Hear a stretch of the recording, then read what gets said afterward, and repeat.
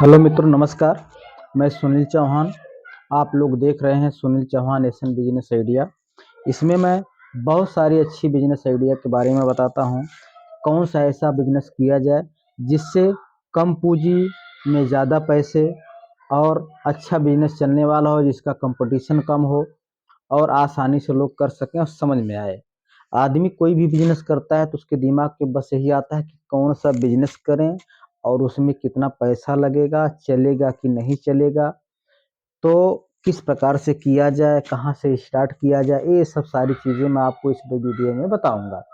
और आप लोगों को ये भी मैं बताऊंगा कि मैं अपने वीडियो के अंत में जनरल नॉलेज से जुड़ी हुई और छोटी बातें मगर मोटी बातें बताता हूँ, जो आपको हमेशा याद रहेगी। और आप अपने बच्चों से, अपने दोस्त परिवार सबसे शेयर करिएगा, उनको बताइएगा। अगर आपके पास टाइम कम हो तो आप बाद में वीडियो देखिएगा, लेकिन वीडियो पूरा देखिएगा। आधा देखने का मतलब है कुछ ऐसी इम्पोर्टेंट बातें जो मैं इसमें जोड़ूंगा वीडियो में, वो आप नहीं जान पाएंगे, न ही आप उसके बारे में समझ पाएंगे। आधी अधूरी बात सुनने में थोड़ा सा समझ में नहीं आती है, इसलिए मैं बोलता हूँ कि टाइम हो तो बाद में आप देखिए। और यदि वीडियो मेरी बहुत ख़राब हो तो आप कमेंट में लिखिए, ताकि दूसरे लोग इसको अपना टाइम इन्वेस्ट ज़्यादा ना करें। और अच्छी है तो कमेंट करिए, ताकि दूसरे लोग भी इस वीडियो को पूरा देखें। दोस्तों, मेरे वीडियो में कुछ मोटिवेशनल बातें भी मैं बताता हूँ, एजुकेशन से चीज़ें बताता हूँ, और बिजनेस आइडिया तो हमेशा बताता ही हूँ। कभी छोटा बताता हूँ, कभी बड़ा बताता हूँ। तो आपको और सारी वीडियो अगर इसमें बिजनेस आइडिया जो मैं बताऊँगा कम समझ में आए, ना समझ में आए, या कोई डाउट हो तो आप कमेंट में लिखिए, मुझसे पूछिए। और देखना है मेरे वीडियो में जाकर के बहुत सारी वीडियो आप देख सकते हैं। ठीक है? तो आज का जो वीडियो है इसमें मैं 3 से 4 बिजनेस ऐसे बताऊँगा जो बहुत ही कारगर और अच्छे बिजनेस होंगे। ठीक है दोस्तों? दूसरी बात मैं ये बताना चाहता हूँ कि लोगों को क्या होता है कि इस ज़माने में अच्छे लोग थोड़ा से कम पसंद आते हैं। जैसे आप बहुत अपने को अच्छे हो, तो जो आपसे कम नॉलेज वाले हैं, उनको आप कुछ नहीं बोलोगे, ना उनके बारे में कुछ आप बताओगे। लेकिन वो थोड़ा से अच्छी पर्सनैलिटी हो, अच्छे पैसे कमाने वाले हों, तो शायद आपके मन में थोड़ा बहुत उनके प्रति समाज ये बताता है कि उनको वो अच्छे नहीं लगते, क्योंकि वो उनका जवाब दे सकता है, उनको बता सकता है। तो आप मेहनत करिए, कमाइए। किसी भी प्रकार से चीटिंग से पैसा आपको नहीं कमाना है, ये हमेशा ध्यान रखिए। क्योंकि चीटिंग वाला काम या बिजनेस जो भी होता है, वो ज़्यादा दिन तक लॉन्ग नहीं होता है। वो कम समय में, कम टाइम में वो खत्म हो जाता है, विलुप्त हो जाता है। आदमी कोई भी बहुत बड़ा साम्राज्य बहुत बढ़िया से खड़ा करता है। मैं अपने आंखों के सामने अपने आसपास बहुत लोगों को ऐसे देखता हूँ कि वो करोड़पति बने और कब हजारपति हो गए वो पता ही नहीं चला। और जो है अच्छे बिजनेस लेके गए, लेकिन वो सिर्फ कमाने के चक्कर में, पैसे बनाने के चक्कर में रह गए, लेकिन उसको वो कैलकुलेशन नहीं कर पाए कि क्या मेरा बेस मजबूत है, क्या मैं आगे मेरा बैलेंस बना रहेगा, जो विरासत में आएंगे, मेरे बच्चे आएंगे या मेरा भाई या कोई भी आएगा, क्या उस बिजनेस को संभाल पाएगा। ये सब सारी चीज़ें आपको कैलकुलेट करना है और फाउंडेशन सोचना है कभी भी कि बिजनेस माइनस हो रहा है कि प्लस हो रहा है। अब अगर आप चल रहा है आंख बंद करके सो गए तो बिजनेस हमेशा के लिए कभी न कभी बंद हो जाएगा।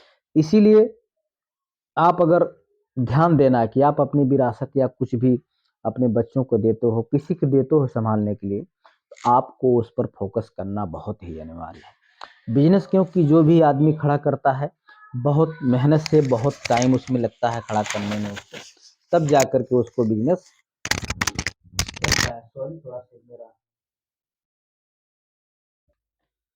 माइक गिर गया था, सॉरी इसके लिए। तो दोस्तों, अब जो है, जो भी बिजनेस मैं बताऊंगा इसमें आप थोड़ा ध्यान से सुनना, बहुत इंपॉर्टेंट बिजनेस है। एक एक चीज में मैं आपको क्लियर करूंगा। पहला बिजनेस जो बताने मैं जाने जा रहा हूं आपको, पूजा की सामग्री का बिजनेस। ठीक है? पूजा का सामग्री, इसमें आप क्या कर सकते हैं, जैसे कोई भी, अपना ये हिंदुस्तान है, बहुत बड़ा धर्म का एक देश है। इसमें आप पूजा के सामग्री की बहुत सारी चीजें आती हैं। छोटे छोटे मूर्तियां आप कलेक्ट करिए, अच्छे से उसको शोरूम पर अपने रखिए। घंटी छोटी छोटी, जो थोड़ा सा आकर्षित हो देखने में, अच्छी-अच्छी प्रकार की चुनरियाँ, ठीक है? और धागे बाँधने वाले, अपने जो ये पहनने वाला कड़ा आता है, उसमें किसी देवी या देवता का फ़ोटो होना चाहिए। मतलब ऐसी चीज़ आपको रखना है कि आदमी आए तो मन मुग्ध हो जाए देख कर के। अगरबत्ती उसके साथ-साथ ये उसमें भी आ जाएगी। उसके साथ-साथ अब इसमें आप प्रोडक्शन क्या कर सकते हो आपको देखना है। आपको 1-2 आदमी लगा कर के इसके पीछे आपको प्रोडक्शन भी करना है। कपूर बना सकते हैं आप, कपूर बनाने बनाने का बिज़नेस आइडिया बहुत सारे पड़े हैं, आप देख लेना। कैसे बनाया जाता है, सारी जानकारी आपको मिल जाएगी। अगरबत्ती, उसके साथ-साथ आप अगरबत्ती का प्रोडक्शन कर सकते हो। देखो, प्रोडक्शन ज़रूरी है। मैं इसको बताता हूँ हमेशा प्रोडक्शन, प्रोडक्शन करता हूँ, कि प्रोडक्शन करोगे तो खुद के आप उसके हिसाब से कम बेशी प्लस माइनस बाज़ार में आप उतार सकते हो। कोई भी अगरबत्ती आपको ₹25, ₹30 या ₹50 में मिलती हो, आपको क्या पता उसकी प्रोडक्शन में क्या कास्ट आती है, कितने की वो पड़ती है, कैसे आपको लाना है, कहाँ से लेके आना है। तो ये सब सारी चीज़ें अगर आप खुद बनाओगे, तो आपको समझ में आएगा कि हम उसमें ₹1, ₹2 या ₹4 माइनस करके मार्केट में उतारेंगे तो हमारा अच्छा बिज़नेस चलेगा। अपना एक धीरे-धीरे ब्रांड बनाइएगा, ठीक है? तो ब्रांड बनाएँगे तो एक दिन आपका नाम होगा और आपका काम होगा अच्छे से। आप पैसा अर्न अच्छे से कर सकते हैं, ठीक है? तो इस प्रकार से मैं बोलता हूँ कि पूजा की सामग्री हर बिज़नेस एक न एक बिज़नेस से जुड़ा हुआ होता है, ठीक है? तो ये एक बिज़नेस चालू करोगे, उसमें बहुत सारे बिज़नेस खुल के आएँगे। एक बार चलना तो शुरू करो।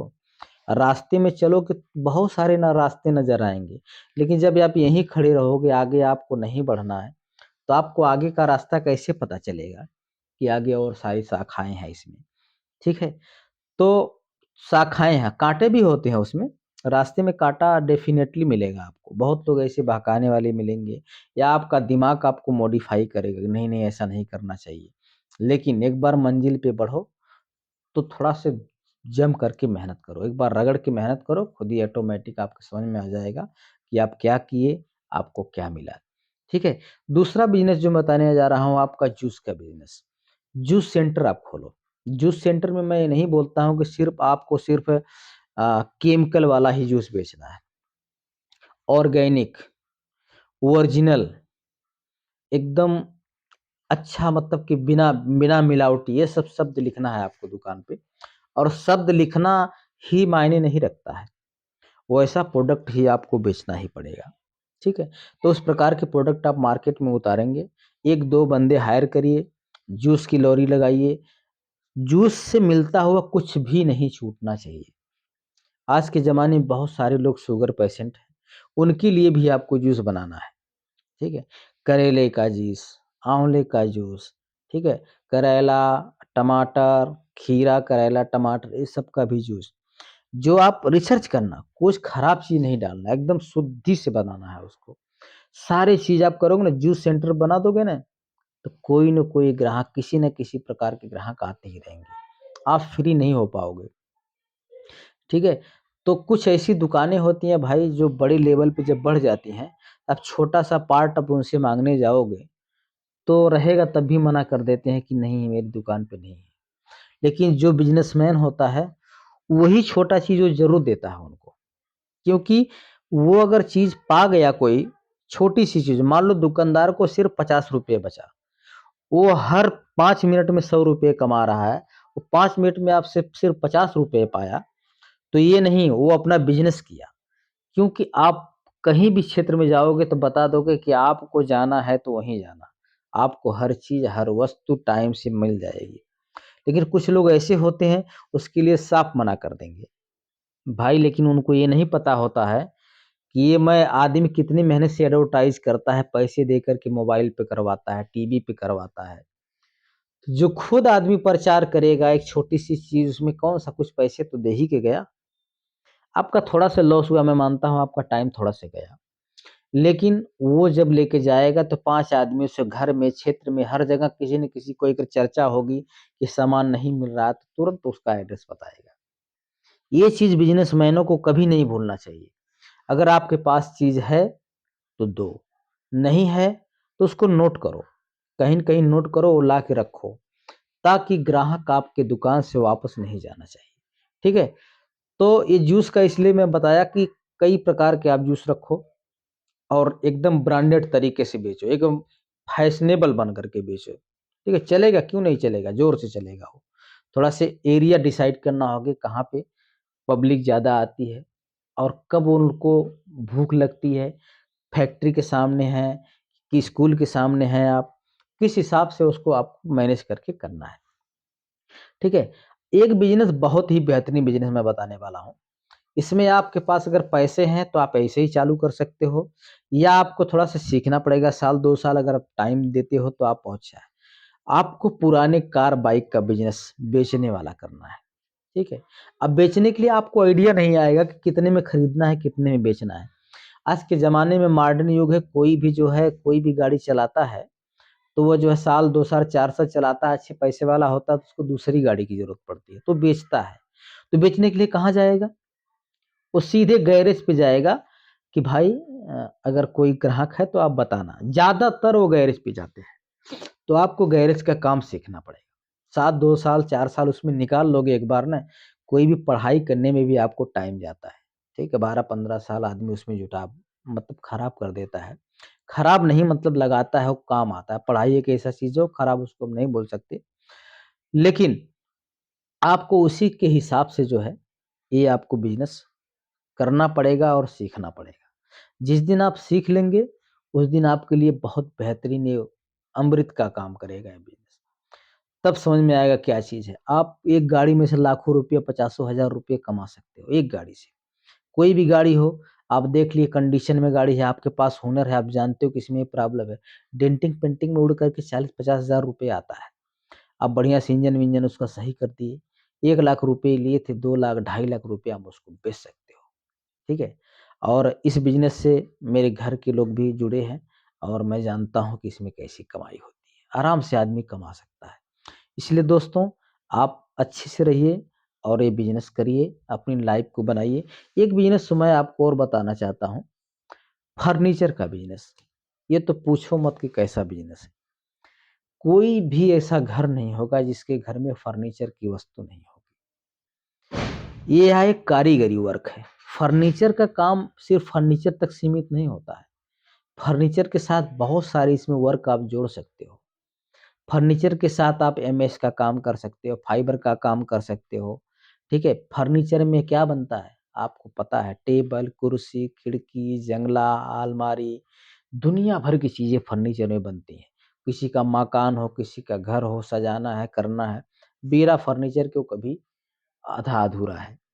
इसलिए फर्नीचर का बेहतरीन बिज़नेस है या 2 ऑप्शन है इसके करने के लिए, या तो आप जाकर के खुद सीख कर के करिए या तो आप कुछ ही आपके पास पैसे हैं, तो आप जो है मिस्त्री को हायर करके कर सकते हैं, ठीक है?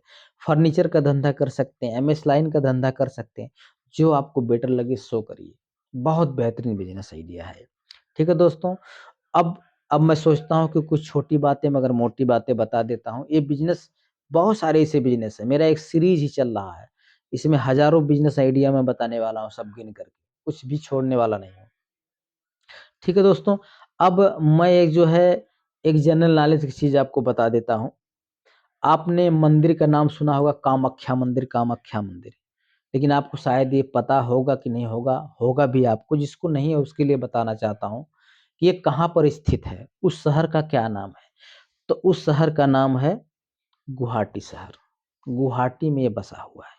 ठीक है दोस्तों, अब जय हिंद, जय भारत, फिर मिलेंगे अगले वीडियो में। नमस्कार।